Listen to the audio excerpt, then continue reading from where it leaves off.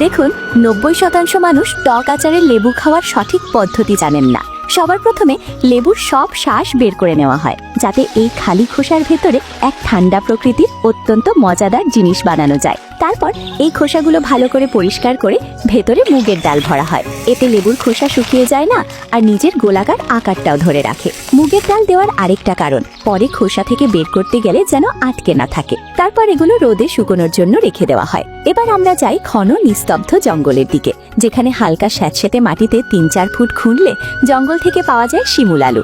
এই শিমুল আলুর ভেতরের প্রাকৃতিক মাড় আর পুষ্টিগুণ শরীরের গরম কমায়, হজম শক্তি বাড়ায় আর ক্লান্তি দূর করে। এবার এই মূল ছোট ছোট টুকরো করে কেটে পিষে নেওয়া হয়। ওপরটা শক্ত, ভেতরটা আঁশে ভরা। তারপর এতে সামান্য জল দিয়ে কাপড়ে বারবার নিংড়ে ছেঁকে নেওয়া হয়, যাতে শুদ্ধ মাড় আলাদা হয়ে যায় আর আঁশগুলো বেরিয়ে যায়। তারপর এই মিশ্রণ পুরো রাত রেখে দেওয়া হয়। পরের দিন প্রথমে ওপরের জল ফেলে দিই, কারণ আসল জিনিস তো নিচে জমে থাকে।